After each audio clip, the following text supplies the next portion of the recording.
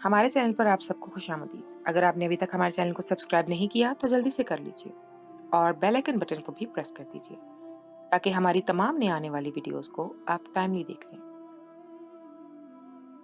पिछले कुछ दिनों से मेरी तबीयत बहुत ख़राब थी। बार बार मुझे मतली की कैफियत महसूस हो रही थी, चक्कर आ रहे थे और कुछ भी खाने को दिल नहीं करता था। और अब जब मेरी कुछ ज़्यादा तबीयत ख़राब हो गई तो मेरे शौहर भी मेरी हालत देखकर परेशान हो गए और फिर वो मुझे लेकर डॉक्टर के पास गए तो डॉक्टर ने जो बात बताई उसे सुनकर मेरी आंखें बेयकीनी से फैल गई थी। शादी को 2 साल का अरसा गुजर गया था और 2 साल के बाद मुझे जो खबर डॉक्टर ने सुनाई तो मैं खुशी से खिल उठी। मैं 2 साल से इसी खबर का इंतजार कर रही थी। डॉक्टर ने जब मुझे बताया कि मैं मां बनने वाली हूँ तो मुझे यूं महसूस हुआ कि मुझे जिंदगी की नई नवीद मिल गई हो। इस खबर से मेरे शौहर भी बहुत खुश थे।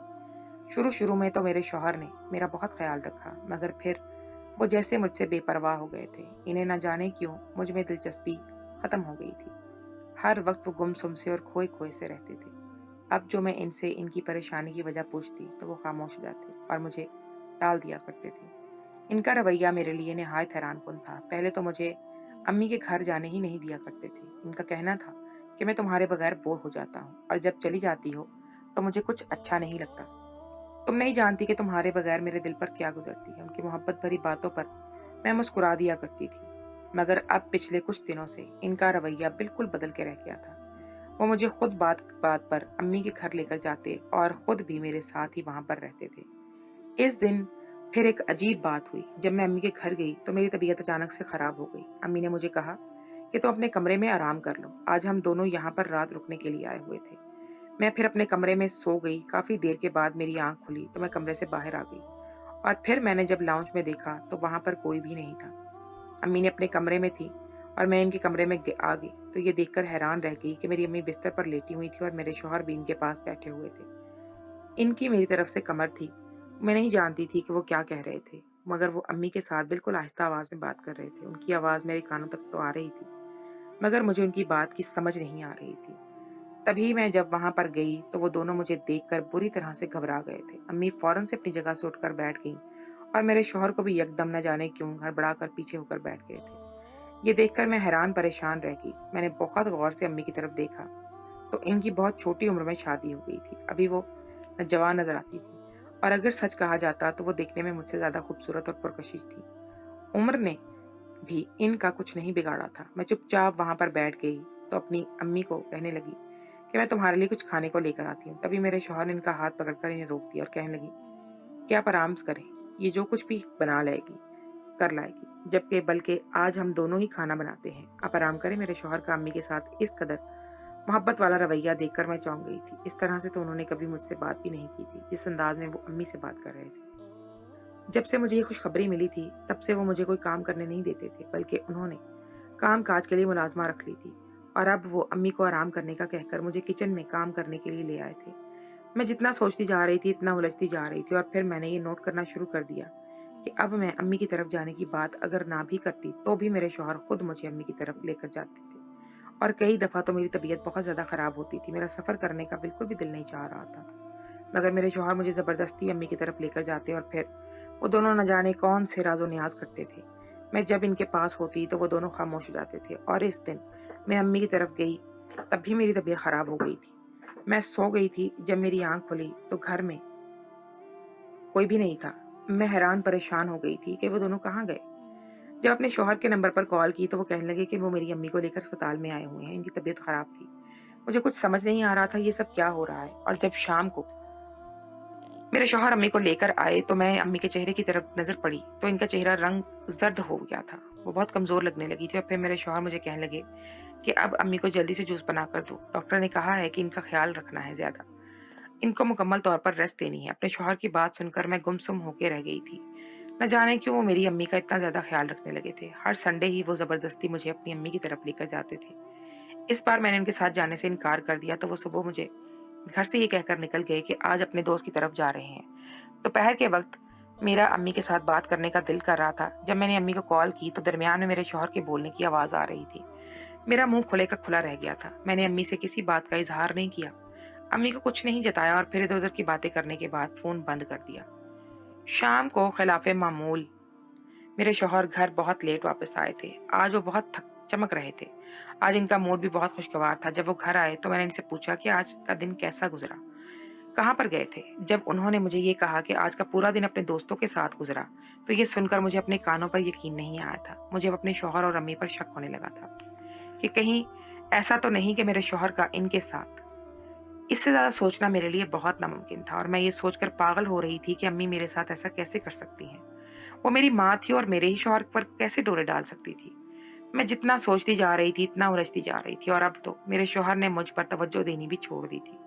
घर में कामकाज करने के लिए मुलाजमा आती थी। मेरी सास भी बहुत ख्याल रखती थी, जबकि मेरे शौहर अब मुझे बिल्कुल बेपरवाह हो गए थे मुझसे। वो अब पहले की तरह ना मुझसे मेरी डाइट के बारे में बात करते थे और ना ही होने वाले बच्चे के बारे में जिक्र करते थे। हर वक्त वो अपनी ही सोचों में गुम रहते थे और अपने ही मोबाइल में मसरूफ रहने लगे थे और अब तो उन्होंने अपने मोबाइल को लॉक लगाना भी शुरू कर दिया था। कई बार इनके नंबर पर अम्मी की कॉल आती तो वो कॉल सुनने के लिए कमरे से बाहर चले जाते थे और ये देखकर मुझे अपने खदशात दुरुस्त साबित होते थे। मालूम, मुझे दिल ही दिल में अब अम्मी से नफरत महसूस होने लगी थी कि वो अपनी ही बेटी का घर कैसे उजाड़ सकती थी। और मैं दिल ही दिल में दुआ करती थी कि हो सकता है कि ये मेरा वहम हो और ये सब कुछ ऐसा ना हो जैसा मैं सोच रही हूँ। उन्होंने जब मेरे शौहर घर आए उन दिनों तो बहुत खुश थे। वो कहने लगे कि पिछले कुछ दिनों से एक क्लाइंट के पास मेरी बहुत बड़ी रकम फंसी हुई थी और आज उस क्लाइंट ने मेरी वो रकम वापस कर दी है। इसी खुशी में मैं ये मिठाई का डब्बा लेकर आया हूँ। उन्होंने जब मुझे मिठाई खिलाई तो थोड़ी देर गुजरी कि मेरी तबीयत खराब होने लगी और मेरे जिस्म से खास रतूबत खारिज होने लगी। ये देखकर मैं पूरी तरह से घबरा गई थी और मेरे शौहर भी ये देखकर परेशान हो गए थे। फिर वो मुझे लेकर डॉक्टर के पास आए तो डॉक्टर ने मुझे इमरजेंसी ले गई। उसे बताया कि मेरा मिसकैरेज हो गया है। ये सुनकर मुझे अपने कानों पर यकीन नहीं आ रहा था। मुझे यूं लग रहा था जैसे मेरी दुनिया अंधेर हो चुकी हो। मैं फूट फूट कर रो पड़ी। मेरे शौहर ने बहुत मुश्किल से मुझे संभाला था और जब मैं घर वापस आई तो मेरी सास ने मुझे तसल्ली दी और कहने लगी कि फिक्र मत करो, अल्लाह ने चाहा तो वो दोबारा तुम पर जरूर करम कर देगा। मगर अब मुझे कुछ अच्छा लगता ही नहीं था। कुछ दिन तो मेरे शौहर मुझे दिलासा तसल्ली देते रहे और इसके बाद फिर वो अपनी मसरूफियात में मगन हो गए थे। उन्होंने नया कारोबार शुरू कर लिया था और वो ज्यादातर उसी में ही मसरूफ रहते थे और अब मैं उठते बैठते यही बात सोच सोच कर दुखी होती रहती थी कि जो कुछ भी हुआ था मिठाई खाने की वजह से हुआ था और मुझे अब लगने लगा था कि शायद मेरे शौहर ने जानबूझकर ऐसा किया था, क्योंकि उन्हें तो जैसे मेरी बिल्कुल परवाह ही नहीं थी। वो इस तरह से हंसी खुशी जिंदगी गुजार रहे थे जैसे हमारी जिंदगी में कोई हादसा आया ही ना हो। कुछ दिन बाद वो मुझे कहने लगे कि चलो आओ, आज तुम्हें तुम्हारी अम्मी की तरफ मैं लेकर चलता हूँ। न जाने क्यों वो भाग भाग कर मेरी अम्मी की तरफ जाते थे और अब मुझे खतरे का एहसास होने लगा था शिद्दत से। मुझे ऐसा लगने लगा था जैसे मेरे शौहर मुझे अपनी जिंदगी से निकाल कर इन्हें अपनी जिंदगी में शामिल करना चाहते थे। यही सोचकर मैं डूबते दिल के साथ अपनी अम्मी की तरफ आई थी। मैं दिल में सोच रही थी कि आज दूध का दूध और पानी का पानी कर दूंगी। मैं इनसे पूछ लूंगी कि आखिर वो ऐसा क्या सोचकर अपनी बेटी का घर बर्बाद कर रही हैं। जैसे ही अम्मी के घर आई मैं तो मेरी नजर उनके पेट पर पड़ी, जो कि इस तरह से फूला हुआ था जैसे मेरी अम्मी। मैं अम्मी अब्बू की इकलौती औलाद थी। अम्मी बताती थी कि वो बहुत अरसे तक औलाद के लिए तरसती रही थी। उन्होंने बहुत जगह से इलाज करवाया था मगर उन्हें औलाद की खुशी हासिल नहीं हुई थी। अम्मी अब्बू दोनों ही औलाद की खुशी के लिए बहुत ज्यादा बेचैन रहते थे, तड़पते रहते थे और अम्मी तो हर वक्त रोती रहती थी। फिर जब इन्हें औलाद की खुशखबरी मिली तो अम्मी खुशी से गोया पागल होने को हो गई थी और फिर अल्लाह ने इनकी गोद में मुझे रहमत की सूरत में उतारा था। मैंने बचपन से ही लाड प्यार में वक्त गुजारा था। अम्मी अबू मेरी हर बात मानना गोया फर्ज समझते थे। इस लाड प्यार ने मुझे बिल्कुल भी बिगाड़ा नहीं था, बल्कि मैं खासी सुलझी हुई समझदार हसास लड़की थी जो सब से ही ज्यादा सब प्यार करती थी। और फिर अम्मी अब्बू ने मुझे अच्छे स्कूल में भी कॉलेज में पढ़ाया लिखाया था। मुझे जिंदगी में कभी किसी चीज की कमी महसूस नहीं हुई थी और इस बात पर मैं अल्लाह का शुक्र अदा करती थी। और फिर अम्मी अब्बू ने छानबीन करके मेरी शादी भी कर दी थी। मेरे ससुराल वाले भी बहुत अच्छे थे। मैंने हमेशा सोचती थी कि शायद मुझे वहाँ माँ बाप के घर में सुख मिला है तो हो सकता है ससुराल में मुझे दुख मिले, मगर ऐसा नहीं था। मेरी सास जिंदगी की पूरों से सही से सजी हुई गुजरी थी और फिर मेरी जिंदगी में तब्दीली आई तब जब एक रात को मैं सो रही थी, अम्मी की कॉल आई। उन्होंने बताया कि अब्बू हम लोगों को छोड़कर जा चुके हैं। अब्बू की मौत का हम दोनों ने ही गहरा सदमा लिया था। मैंने कितने ही टाइम तक अम्मी के साथ रही थी। गो के अम्मी का गुजर बसर करने के लिए अब्बू की पेंशन काफी थी, मगर एक तन्हाई का एहसास था जो अम्मी अपने घेरे में लिए रखती थी। वो अब्बू के बगैर एक पल भी नहीं रह सकती थी। अम्मी देखने में भी काफी जवान मालूम होती थी और अपनी खूबसूरती की वजह से भी कई मर्द इस उम्र में उनकी तरफ मतवज्जो होते थे, जिसकी वजह से अम्मी अकेले रहने पर हिचकिचाने लगी थी। उन्होंने मुझे और मेरे शौहर को साथ रहने के लिए कहा तो मेरे शौहर ने शाइस्तगी से ये बात टाल दी थी और कहने लगे कि वहां पर मेरी माँ अकेली रह जाएगी और मुझे यूं भी घर दामाद बन के रहना अच्छा नहीं लगता। मेरे शौहर की बात भी माकूल थी, इसलिए मैंने भी इस पर इजाज़त करना मुनासिब नहीं समझा था। अब पिछले कुछ दिनों से मैं ये नोट कर रही थी कि मेरा शौहर का झुकाव मेरी अम्मी की तरफ बहुत ज़्यादा हो गया था और अब वो मुझे बताए बगैर वहाँ पर जाने भी लगे थे। अकेले इनके साथ वक्त गुजारते थे और फिर जब वहाँ से वापस आते थे तो अक्सर खुश भी होते थे और कभी-कभी तो बहुत उदास भी होते थे। अब जब कभी मैं इनके साथ जाती तो वो दोनों आपस में न जाने क्या सरगोशियों में बातें करते रहते थे। मुझे देखकर वो खामोश जाते थे। ये सब कुछ मेरी बर्दाश्त से बाहर था और अब मुझे इस सब से ज़्यादा गुस्सा आने लगा था। और इस दिन जब मैं इतने बड़े हादसे से गुजरी थी तो मेरे शौहर को जैसे मेरी परवाह ही नहीं थी। और जब उसने मुझे अम्मी के घर ले जाने के लिए आए तो अम्मी के पेट की तरफ देखकर मैं हैरान और परेशान रह गई थी। इनका पेट फूला हुआ था और उसे देखकर यूं महसूस हो रहा था जैसे अम्मी हामिला हो। अम्मी जवान थी, ऐसा मुमकिन भी हो सकता था, मगर सवाल ये था कि जब अब्बू को फौत हुए 1 साल का अरसा गुजर चुका था तो अम्मी अब्बू के फौत होने के बाद हामिला कैसे हो सकती थी? उन्होंने किसके साथ ये सब कुछ किया था? अब मैं जैसे बिल्कुल ढह सी गई थी। कमरे में आने के बाद मैं बिस्तर पर गिर गई थी और मेरी आंखों से आंसू रवा थे। अंधेरा छा गया था। बार बार ज़हन में वही ख्याल आ रहा था कि जब मेरे शौहर मुझसे झूठ बोलकर अम्मी की तरफ आते थे। ये सब सोचते हुए मेरा ज़हन तारीकियों में डूब गया था और मेरे ख्वाबों ने मज़ीद मेरा साथ छोड़ दिया था ख्वासों ने। मैं बेहोश हो गई थी और न जाने कब तक बेहोश रही थी। मुझे होश आया तो अम्मी और मेरा शौहर दोनों ही मेरे पास थे। दोनों के चेहरे पर तशवीश नज़र आ रही थी। मैंने उठने की कोशिश की तो मगर निकाहत की वजह से मुझसे उठ नहीं हुआ जा रहा था। मुझे चक्कर आने लगे थे। मैं फिर दोबारा से बेड पर गिर गई थी। मेरी हालत देखकर अम्मी और मेरा शौहर दोनों ही परेशान हो गए थे। मैं अम्मी से पूछना चाहती थी कि आखिर ये सब क्या है, मगर मुझे बोलने की हिम्मत ही नहीं थी। और मुझे ये भी डर लग रहा था कि अगर अम्मी ने वो सब कुछ कह दिया जो मेरे ज़हन में चल रहा है तो तब मैं क्या करूँगी? मैं तो ज़ीशान से बहुत मोहब्बत करती थी और उनके बगैर रहने का तसव्वुर भी नहीं कर सकती थी। मुझे रह रहकर अम्मी पर गुस्सा आ रहा था कि उन्होंने अपनी ही बेटी का घर उजाड़ने में कोई कसर नहीं छोड़ी। फिर मेरे शौहर मुझे आराम करने की तलकीन करके कमरे से बाहर निकलने लगे। जब भी उन्होंने अम्मी को इशारा किया तो अम्मी भी उनके साथ कमरे से बाहर चली गई थी। ये देखकर मेरा खून खौल के रह गया था। मैं इनकी बीवी थी और मेरी परवाह के बजाय वो मेरी माँ पर डोरे डाल रहे थे। मैं ये सोच रही थी कि मेरी माँ के पेट में बच्चा किसका था? यकीनन मेरे शौहर का। यहाँ पर मेरे शौहर के अलावा और किसका आना जाना था? और अब तो मैं ये सोच सोच कर शर्मिंदा हो रही थी कि जब ये गुनाह सबके सामने आएगा तो तब मैं अपने ससुराल वालों को और बाकी दुनिया वालों को क्या मुंह दिखाऊंगी? मैं ये सबको क्या जवाब दूंगी कि मेरी माँ ने ये सब क्या किया है? अब मुझे अपनी माँ से शदीद नफरत का एहसास होने लगा था। मैंने इनके साथ बात करना छोड़ दिया था। वो अगर मुझे मुखातिब करती, मुझसे बात करती तो मैं अपने चेहरे का रुख दूसरी तरफ कर लिया करती थी। वो मेरे रवैये पर बहुत परेशान हो गई थी और मुझे कहने लगी कि आखिर तुम्हें मुझसे क्या नाराज़गी है? मुझे बताओ तो, मैंने ऐसा क्या किया है जो तुम मुझसे ऐसा रवैया इख्तियार किए हुए हो? मगर मैंने अम्मी को जवाब नहीं दिया था और मुझे तो ये सोच सोच के शर्मिंदगी हो रही थी कि मैं अपने शौहर से कैसे बात करूं और जाने वो भी इस बात को तस्लीम करे या वो भी मुझे झुठलाते ही रहेंगे। और अगर उन्होंने इसको तस्लीम कर लिया हकीकत को तो तब मैं कहाँ जाऊंगी? यकीनन वो तो मुझे छोड़ देंगे। मैं इसी परेशानी में थी कि आगे आने वाला क्या है, न जाने आने वाला वक्त मुझे क्या रंग दिखाने वाला था। तभी मेरे शौहर की मुझे कॉल आ गई। वो इंतहाई गुस्से में थे। मेरा हाल अहवाल पूछने के बजाय वो ये सोचने लगे कि तुम्हारी अम्मा के साथ क्यों रवैया अपना इतना तुमने खराब कर लिया है। आंटी ने मुझे कॉल की थी।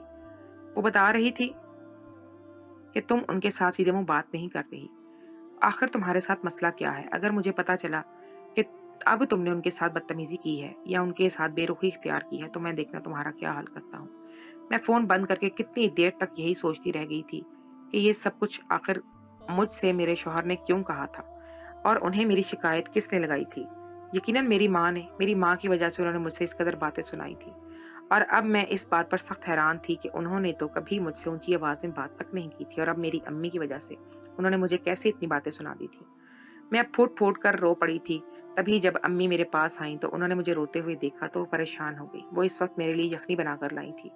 जैसे ही वो मेरे पास आकर बैठी तो उन्होंने मुझसे प्यार से बुलाया और मुझे यखनी पिलाने के लिए अपना हाथ आगे बढ़ाया तो मैंने वो सूप उठाकर दीवार के साथ मारा और इन्हें चीखते चिल्लाते हुए बोली कि आपको शर्म नहीं होनी आनी चाहिए ये सब कुछ करते हुए। मुझे तो ये सोचकर ही आपसे घिन आ रही है कि आप मेरी माँ हैं। आज आपकी वजह से मेरे शौहर ने मुझ पर गुस्सा किया है, मुझे डांटा है।